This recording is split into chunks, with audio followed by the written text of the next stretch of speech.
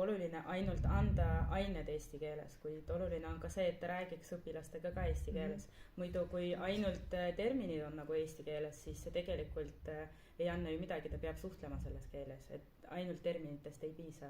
Et isegi kui õpetajal on C1, et näiteks mina ise ka mõtlesin, et mina loodusõpetust kohe homsest päevaks ei saaks õpetada, isegi kui mul on C1 olemas. Et selles mõttes ja ma täitsa vabalt nagu eesti keeles ka räägin, aga nagu see, et ma läheks ainet õpetama, kus ma neid, no ma ei kasuta neid sõnu lihtsalt iga päev, et see oleks minu jaoks ka paras väljakutse näiteks.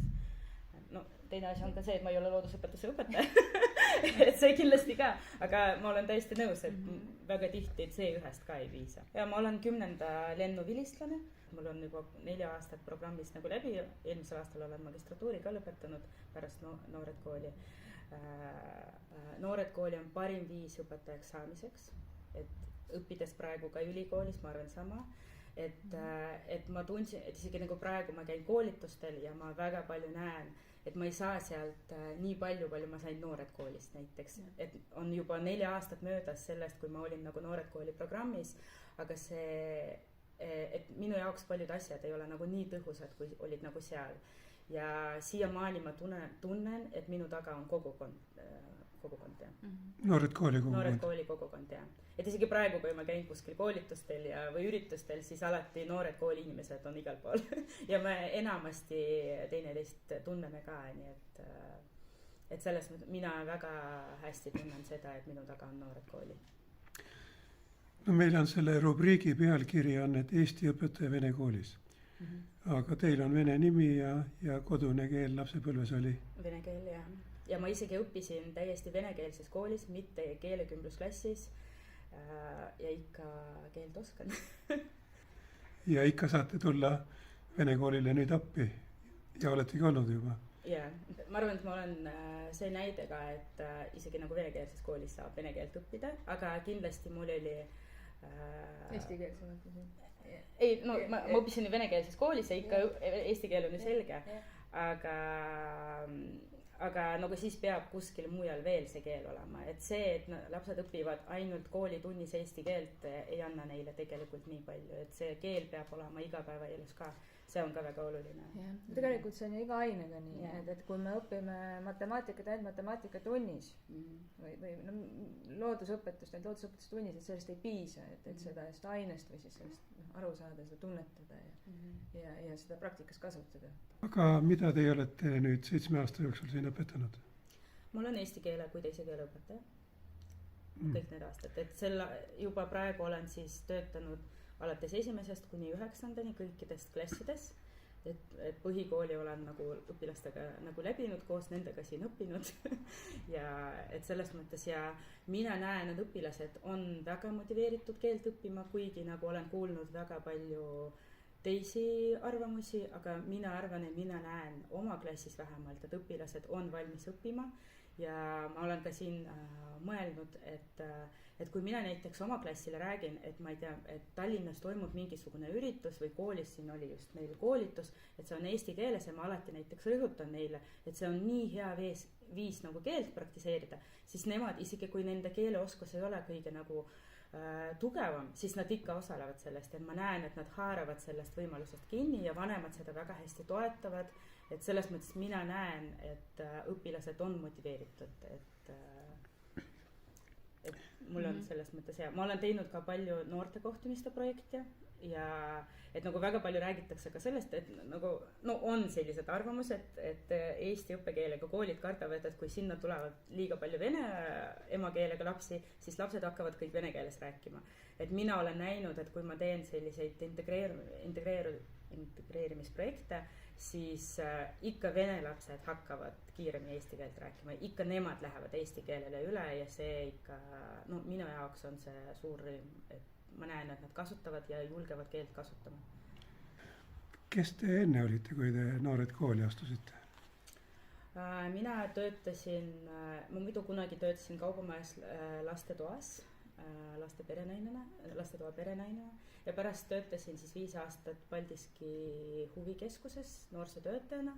Siis mul on siis lõpetatud rahvusvahelised suhted ja sotsiaaltöö ja töötasin siis noorsootöötajana ja miks ma tulin kooli et ma tegelikult täiesti juhuslikult sattusin kooli siis, kui neil ei olnud õpetajat et seal Paldiskis ja ma tahtsingi teha midagi rohkem kui ainult noortekeskuses, et sinna noortekeskusesse ikka jõuavad sellised vähesed noored ja neid on vähe ja mina tahtsin, et see noorte ring oleks nagu minu jaoks laiem, et ma saaksin paljude, rohkem õpilastega töötada ja lastega.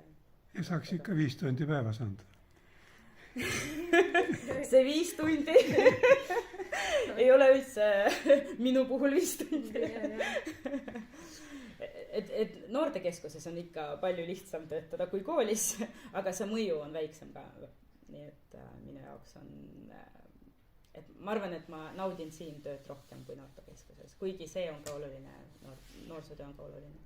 Ma olen seda meelt ka, et mina näen, et lapsed õpivad, ma näen, et aga on väga oluline, et nad tunneksid end klassis turvaliselt, et nad julgeksid rääkida ja ma olen alati rääkinud, et kui mõni vanem tuleb ja ütleb, oi, minu lapsele nii väga meeldivad eesti keele tunnid või laps ütleb, oi, homme on reede, et meil ei ole eesti keele tunde, et midagi ma kuulen seda igapäevaselt ja see tegelikult panebki oma tööd nagu nautima ja ma näen, et õpilased tahavad õppida ja tahavad õppida keelt nagu ka, et selles mõttes see väga palju sõltub õpetajast ja väga palju sõltub ja et tema hoiakutest ja üldse suhtumisest ka, et mina näen, et õpilased on motiveeritud ja on valmis õppima, isegi need, kes väga ei õpi. Mingid ekstra hoiakut küll ei ole. Et see, et nad naudivad õppimist, see on kõige olulisem, et minu arust see ka, et nagu, üldiselt õpetamises on oluline, et kõigepealt talle meeldib õppida ja kõik muu siis tuleb sellega kaasa. See põhimõte, et peab innustama õpilasi ja julgustama, on teil veel mõned niisugused oma mõtted, kui te olete õpetanud eesti keelt nii kaua, siis mis need teie niisugused alustalad on selle õpetamise juures? No mina üldiselt ikka proovin teha õppimist nagu mängulisemaks, et kasutan palju aktiivõppemeetodit, palju rühmatöid, paaristöid, kasutan motivatsioonisüsteeme, millest olen ka teistele õpetajatele ka rääkinud ja alati tutvustan ja et näiteks praegu see kattub ka minu magistritööga, et ma olen alati rääkinud, et õpilased peavad lugema ilukirjandust eesti keelest, mitte kohandatud tekste, muidu pärast nad tulevadki gümnaasiumisse, kus nad loevad ajaloo tekste ja ei oska eesti keelest lugeda ja olen nagu selle eest ka seisnud, et me oleme koolile ka väga palju raamatuid praegu tellinud ja et eelmisel aastal ma olen tööd kirjutanud ja uurinud ka, et kui ma teen need tunnid mängulisemaks, siis kui alguses õpilased ütlesid, et neile lugemistunnid ei meeldinud ja pärast pool aastat me tegime kõik lugemistunnid mängulisemaks, siis nemad aasta lõpus tõidki välja, et neile väga meeldivad lugemistunnid. Ja praegu hakkasin 4. ka lugema ja siis üks õpilane tuli, vau, see on parim tund. Mõtlesin nagu, et kui nad nii, nagu, kui neile nii väga meeldib see nagu lugemine, lihtsalt nagu teisiti on seda antud, et siis neile juba meeldib. Ja väga palju räägitakse, paljud õpetajad kardavad paaristöid, rühmatöid, et see võtab aega, aga kui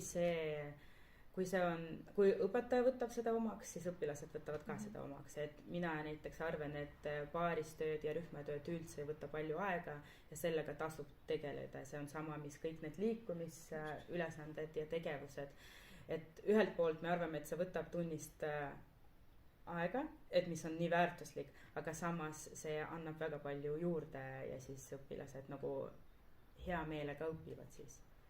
Et ma arvan, et sellel on tegelikult väga palju rolli, et õppimine peab olema huvitav. Et ma olen oma töö raames ka teinud nii, et mul oligi struktureeritud, kõik need lugemistunnid olidki struktureeritud nii, et alguses me meenutasime, mida nad kodus lugesid, et neil oli 1 nädalaks 1 peatükk, et see on vähe, aga kas või midagi. Ja siis me harjutasime sõnavara ja siis tegime mingisuguse rääkimisülesande ja ma nägin, et nad kasutasid, et kui me mängime näiteks, ma ei tea, Aljase mängu, kus nad seletavad sõnu, siis nad juba kasutavad seda sõnavara, mis oli selles peatükis. Ja see tegelikult näitaski, et nad tegelikult lugesid ja said paljustki aru. Et see tekitas nagu neis ka hea tunde.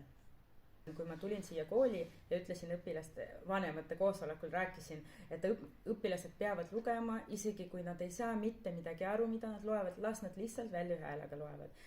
Siis vanemad, et 7 aastat tagasi vanemad olid pigem vastu ja praegu muudkui küsivad, et millal me hakkame nagu lugema.